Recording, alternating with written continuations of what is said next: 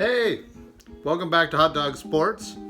Today we're going to take a look at our roster after I made a few transactions, and then also look at how we do a little bit of research to determine how our players are compared to the other teams. As we go through the introduction, please subscribe. I'd love to have you join me throughout the entire season.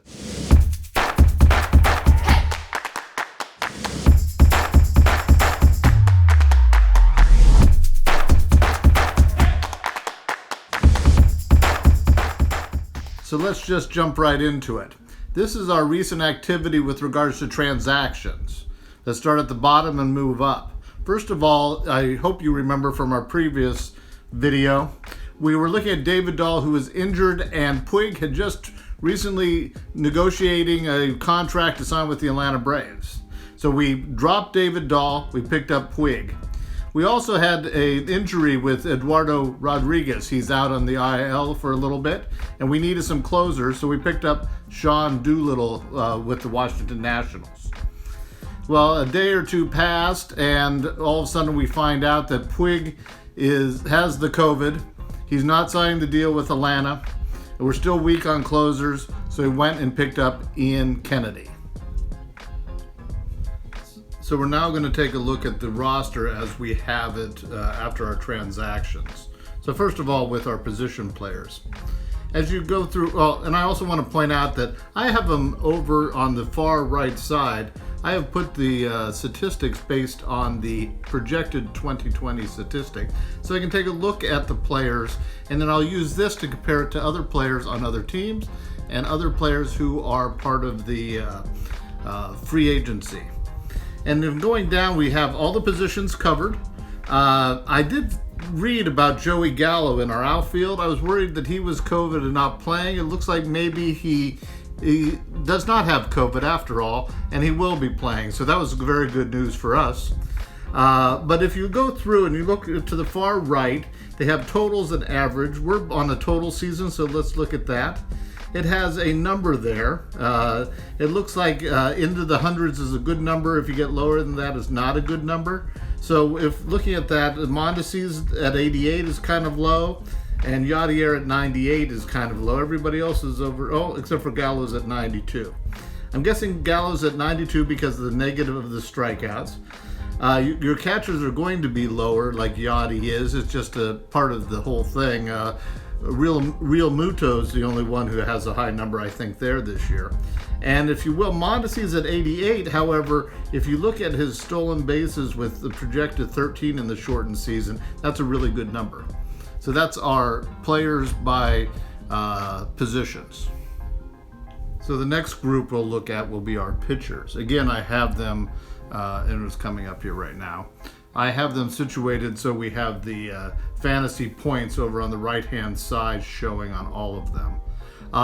This shows the addition of Sean Doolittle and Ian Kennedy at the bottom. Remember, we got rid of Eduardo Rodriguez. Both of them are below 100 points, but we get saves off of them. 8 are projected for Doolittle, 12 for Kennedy. Remember, it's a 60-game season, so that's good for us. The other ones are all in the hundreds, and you'll see that Shane Bieber shows up pretty good relatively. But we have both wins, but unfortunately losses kind of even out there. The strikeout numbers look pretty good. Bieber with 83, Bauer with 85. Another thing, and I didn't mention this on the position players, it's very important to have players from varying teams. You want to have kind of a smattering, very few duplicates. So that is the pitchers that we have right now. We have a good selection. We may end up getting rid of 1 or 2 of the position players and pick up pitchers during the season, and vice versa. And as people get injured, we'll make changes there too. So for position players, we'll look at who's the free agents. And it says free agent, but that's not actually true. I have this filter so it shows every player that is healthy on every team, whether they're a free agent or on a team. So you see Mookie Betts is number 1. I have them listed by fantasy points on the right-hand side so we can see how our points match up. Now I'm just going to look at the very top here. When you go through with your team, you can get more specific. But what I like to do, this is an overall all the batters. You see Cody Bellinger, who I have, is the number 3 rated batter for 2020 based on projections. What I typically do is go by each position. Catcher, where does Yadier Molina line up? First base, where does Bellinger line up? And I think I have Encarnacion also. So see where they line up. And I go by each position based on these projections. And throughout the season, I will do it based on the actuals. So that way I can see how other teams' players rank against my players and what other players outside who are truly free agents are available and doing well. We'll take a look at the pitchers next. So coming up is the listing of the pitchers by fantasy points. Again, it's projected 2020 fantasy points. Garrett Cole's number 1. I have Bieber down there as the 7th ranked pitcher by points. So according to this, I have one pitcher in the top 7, and it kind of goes through. You see DeGrom is day to day. Notice that Cole, DeGrom, and Scherzer all have more than 200 fantasy points projected for them. Obviously, they're very strong on doing that. And I do the same thing here. I look at starting pitchers, and I look at relief pitchers tied into saves. Saves are so important. You can have relief pitchers, but if they don't give you anything like a save or a lot of strikeouts, you end up really risking a lot for a pitcher who pitches really well, but you don't get those extra points that are quite important. Potentially wins at the end of the game also. So I hope that you're participating in a fantasy league.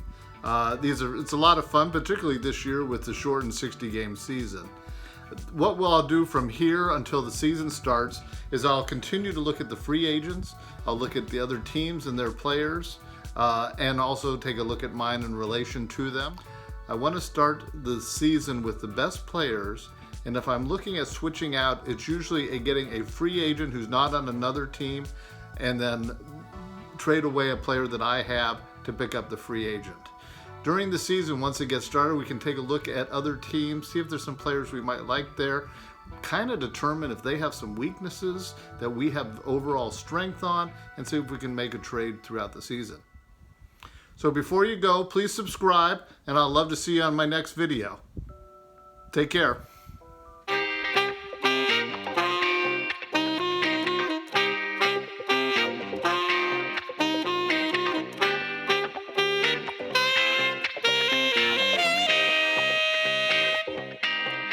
Enchanté.